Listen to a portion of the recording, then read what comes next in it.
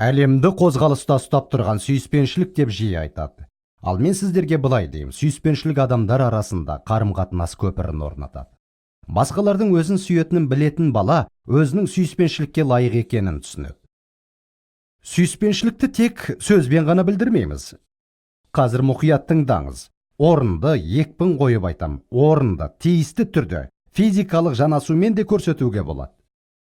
Құшақтау, сүю, иығынан қағу, қолынан ұстау, балалар мұнсыз күн көре алмайды. Менің әлемді кезіп жастарға қызмет етіп жүргеніме биыл 50 жыл толды. Мен осы күнге дейін әкесінің сүйіспеншілігін сезінгісі келмейтін жасөспірімді әлі көрген емеспін. Мені қате түсінбеңіз.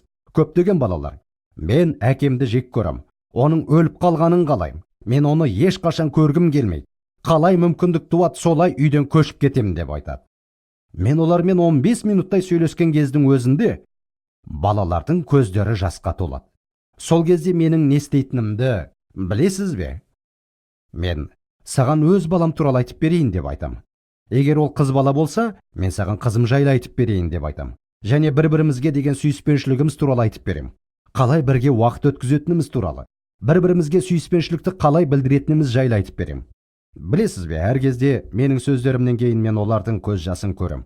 Және мынадай сөздерді естем.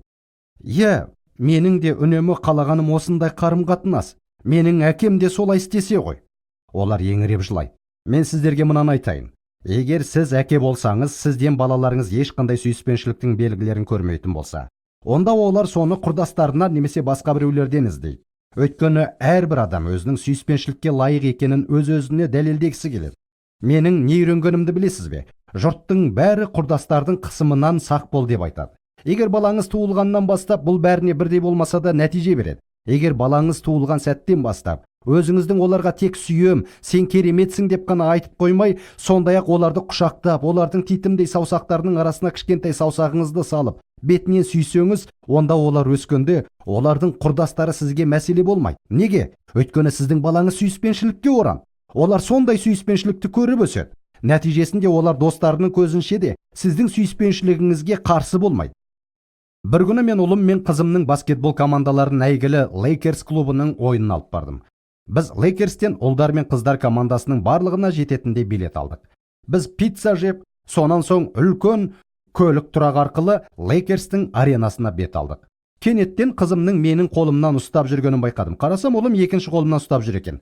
Мінекей, балаларым достарының көз алдында менің қолымнан ұстап не құшақтасып келе жатырмыз. Олар өздерінің ыңғайсыз сезінген жоқ. Неге? Олар туған сәттен осыны көріп өскен. Олар үшін бұл әке мен ұл немесе әке мен қыз арасындағы шынайы қарым-қатынастың бір бөлігі болып табылады. Ал егер сіз бұндайды істемеген болсаңыз, онда бірте-бірте ақырындап үйрету керек. Құрдастарының көзінше балаңызға сүйіспеншілік сезіміңізді көрсеткенде әрдайым сезімтал болыңыз. Қырағылық танытыңыз.